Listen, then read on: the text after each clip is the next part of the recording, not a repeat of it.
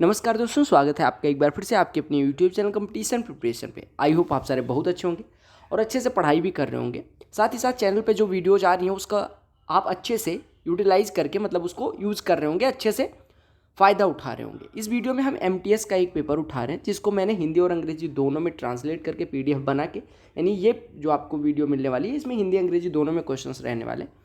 और मेरे पास इतना टाइम नहीं मिल पा रहा है कि मैं 42 सेट करवा दूँ। हालांकि इसके लिए मैं सॉरी बोलना चाहूँगा कि अगर मेरे पे टाइम होता तो मैं ज़रूर करवाता। फिर भी मैं अच्छे कुछ सेट जब भी टाइम मिला करेगा तो मैं प्रोवाइड कर दूंगा, ताकि आपके लिए हेल्पफुल हो जाए और आपको क्वेश्चंस को कैसे अप्रोच लगानी है, कैसे सॉल्व करना होता है, ये चीज़ें आइडिया लग जाए। उसके लिए आप CGL के, CHSL के शॉर्ट पेपर्स देख सकते हैं। चूँकि ये 42 शिफ्ट है, 42 शिफ्ट करवाना मतलब बहुत टाइम लगने वाला है, तो इस वजह से भी नहीं करा पा रहा हूँ। हालांकि 2 नवंबर पहले शिफ्ट का मैथ्स का पेपर था, अच्छा लगा मुझे, इस वजह से करवा रहा हूँ।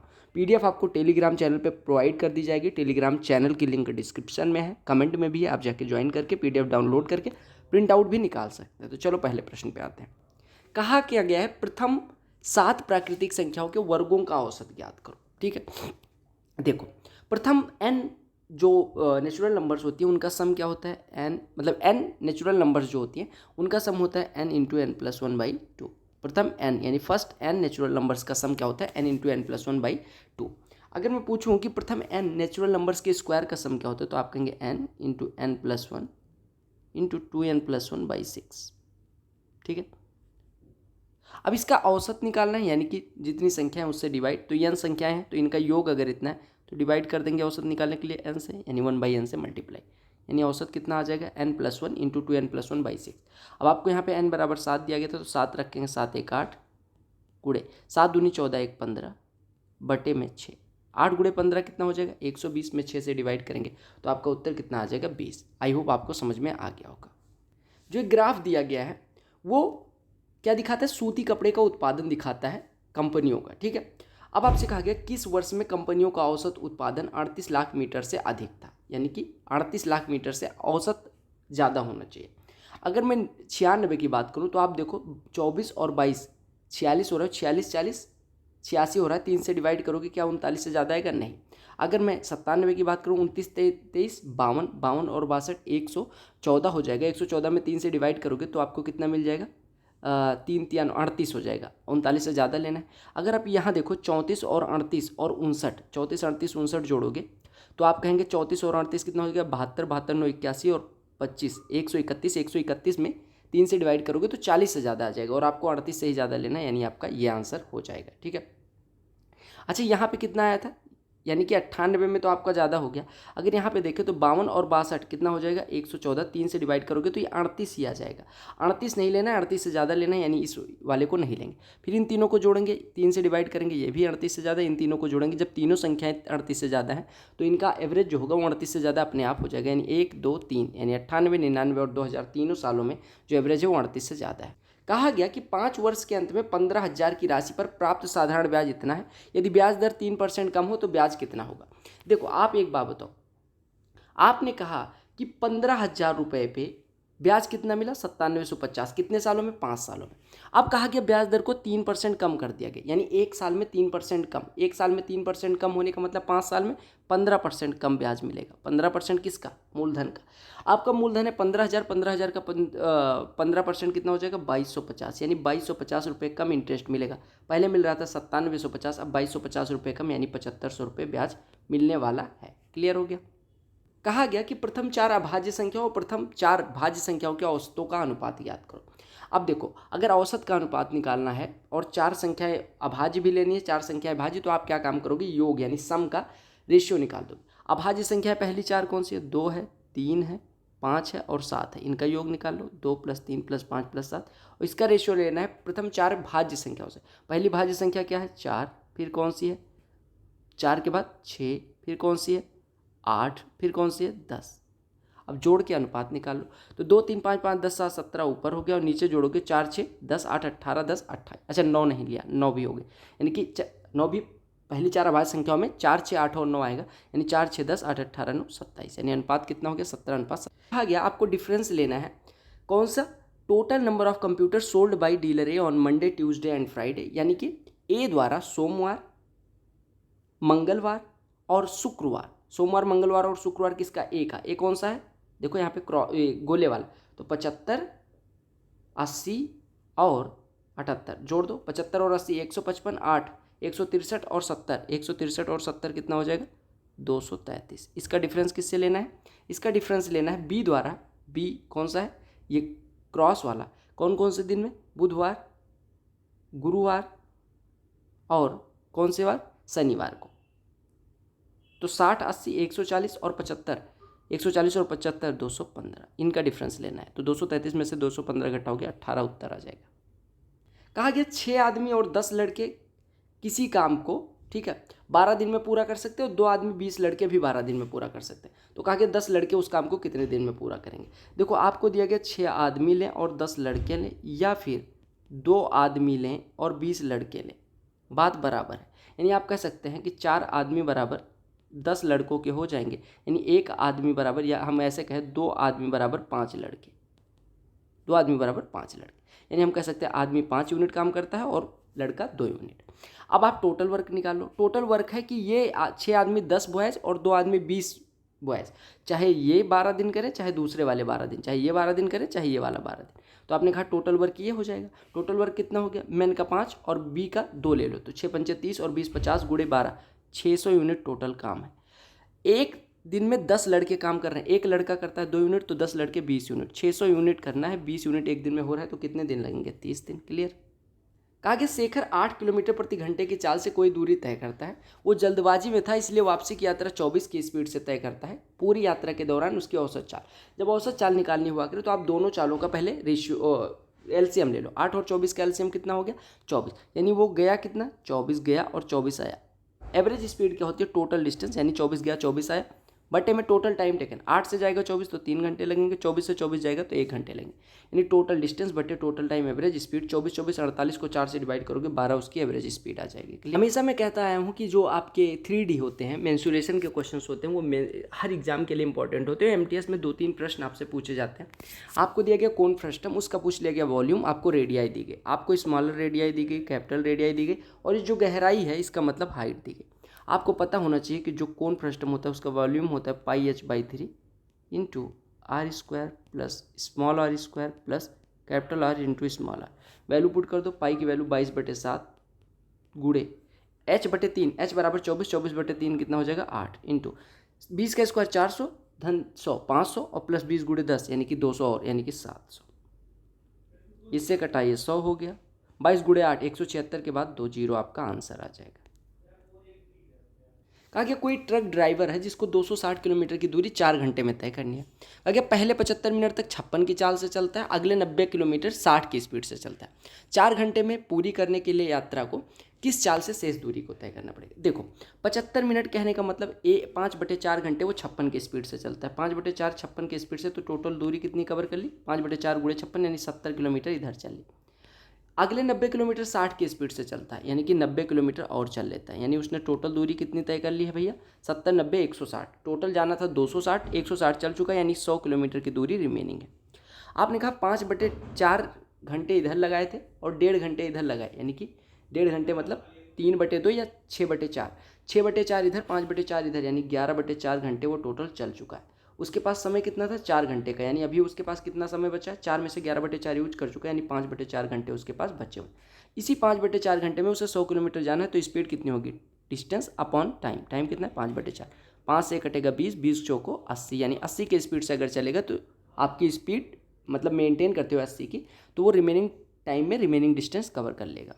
कहा कि वो छोटी से छोटी संख्या बताओ जिसको 5, 6, 8 से विभाजित करने पे प्रत्येक स्थिति में 3 से फल प्राप्त है। अब इसके लिए क्या काम करेंगे? 5, 6 और 8 का एलसीएम ले लेंगे। 5 और 6 का एलसीएम 30, ठीक है, और 30 और 8 का एलसीएम कितना हो जाएगा? 30 और 8 का एलसीएम हो जाएगा 120। अब जो भी संख्या होगी वो 120n ये संख्या हो जाएगी जो इससे कटेगी, और 3 से फल छोड़ रही है यानी कि 3 ऐड कर देंगे, यानी जो भी संख्या होगी 120n प्लस 3 के फॉर्म की होगी। अब n की सबसे छोटी वैल्यू क्या रख सकते हैं? n बराबर क्या रख सकते हैं? 1। तो 1 रखोगे तो 123 आपकी संख्या हो जाएगी। ऑप्शन से भी कर सकते हैं। कहा क्या गया कि एक कंटेनर है जिसमें 30 लीटर दूध है।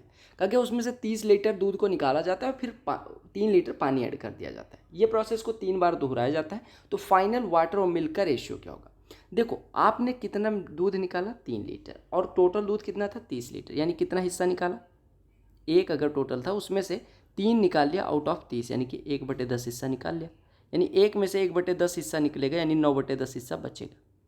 एक बार करने पे 3 बार कर देंगे तो इतना 9/10 के पावर 3, यानी कि हमारा कितना बचेगा भैया 9/10 के पावर 3 यानी 729/1000 बचेगा। यानी ये क्या बचेगा, दूध। ये क्या बचेगा, दूध। यानी कि अगर 1000 लीटर टोटल मिक्सचर होता तो उसमें क्या 729 लीटर दूध होता। तो पानी कितना हो जाता है, 1000 माइनस 729 यानी 271 लीटर पानी हो जाता है और 729 लीटर दूध लास्ट में। तो यही पूछा गया था कि वाटर और मिल्क का रेशियो बताना, तो आप कहेंगे 271/729।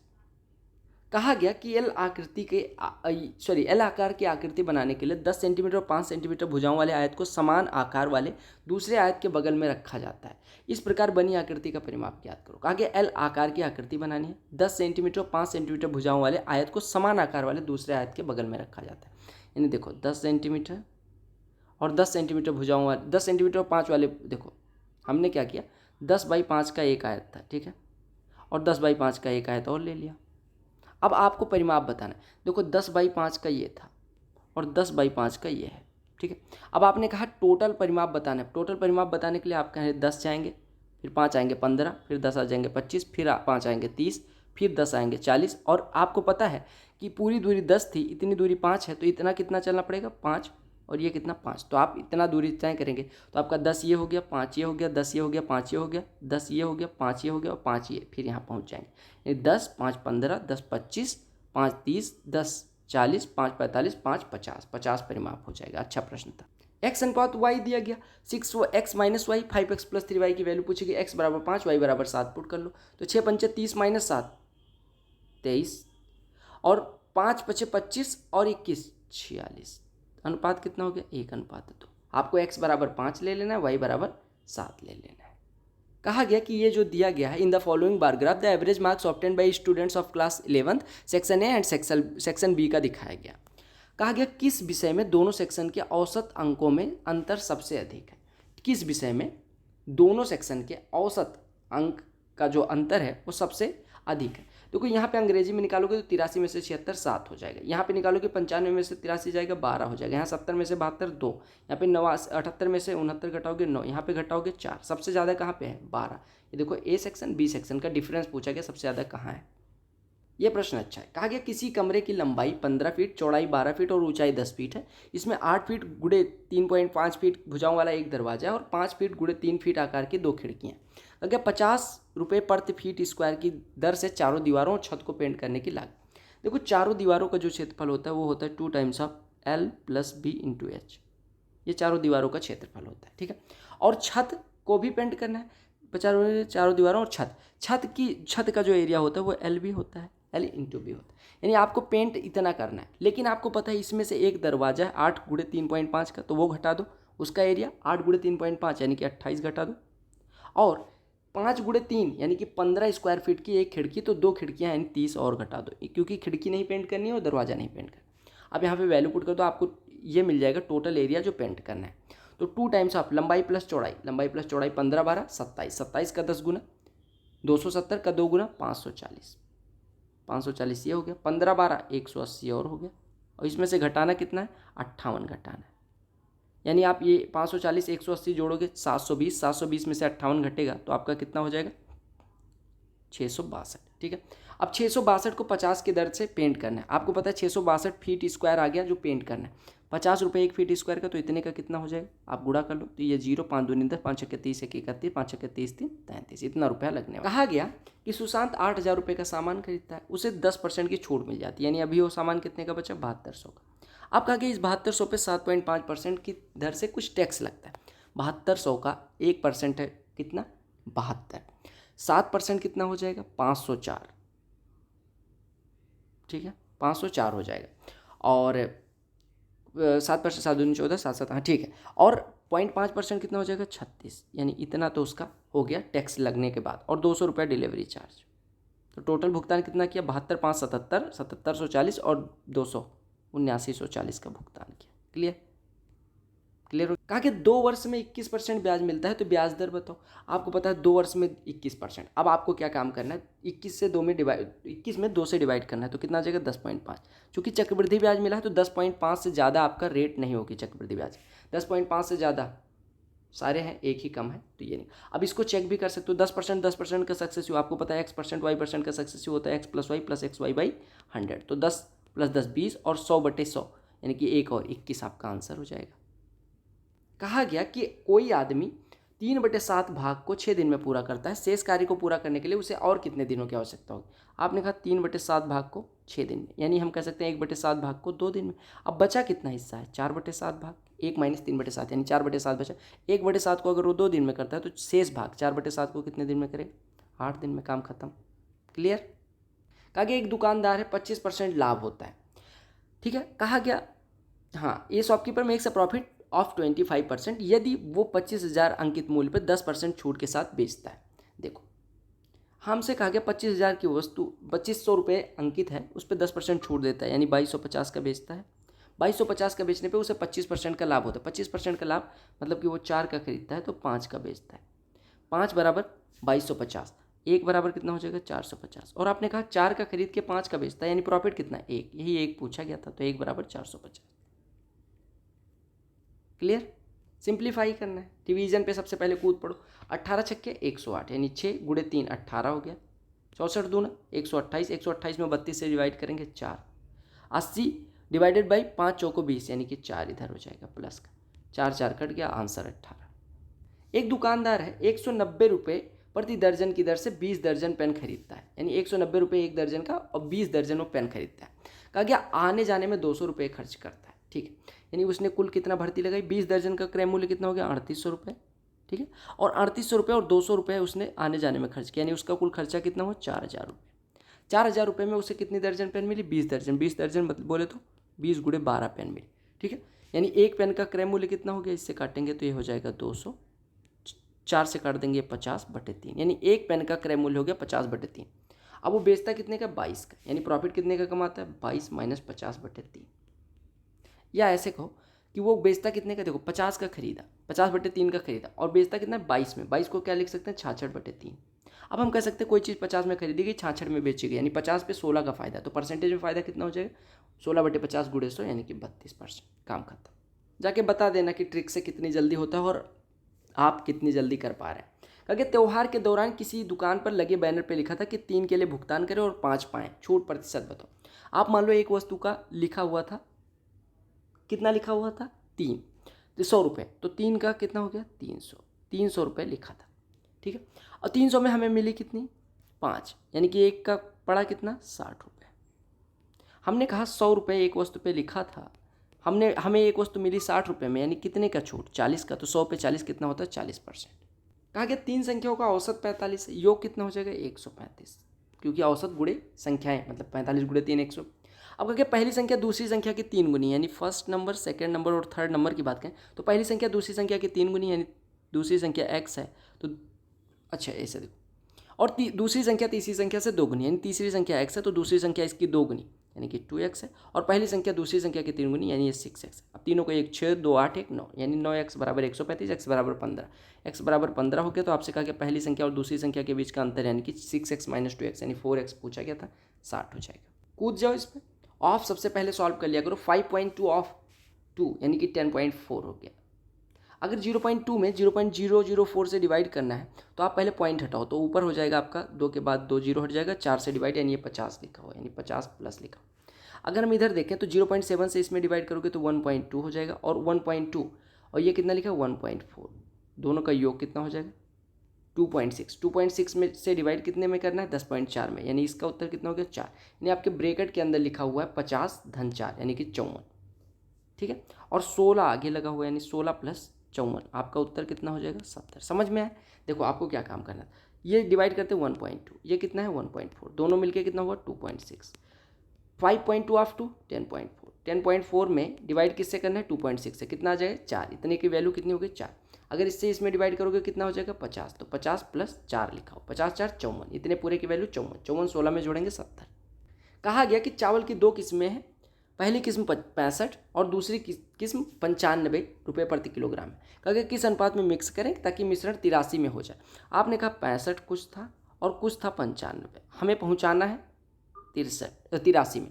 तो 65 83 में से घटेगा 18 आ जाएगा, 95 में से 83 घटेगा 12, यानी कि जो ये अनुपात होगा 12 और 18 ये इनकी मिलाई गई राशि उसका मात्राओं का अनुपात होगा। तो 6 से काट देंगे, 6 दूनी 12, 6 3 18, यानी अनुपात कितना हो गया 2:3। आई होप आपको सारे 25 प्रश्न समझ में आ गए होंगे। ये होता है एसएससी एमटीएस का पेपर, और एसएससी एमटीएस का पेपर में 3D मेंसुरेशन से अच्छे क्वेश्चंस आते हैं, जिसको आपको स्टार बैच से कर ही लेना चाहिए। स्टार बैच में मैंने मेंसुरेशन बहुत अच्छे से कराया, तो स्टार बैच मेंसुरेशन के नाम से प्लेलिस्ट है, उधर जाके जरूर देखें, वो आपकी काफ़ी बेनिफिशियल रहने वाले। और टॉपिक वाइज जो भी एडवांस मैथ्स के टॉपिक आते हैं या एरिथमेटिक के, वो प्लेलिस्ट जरूर चेक करें। Bye bye, take care, all the very best for all coming exams.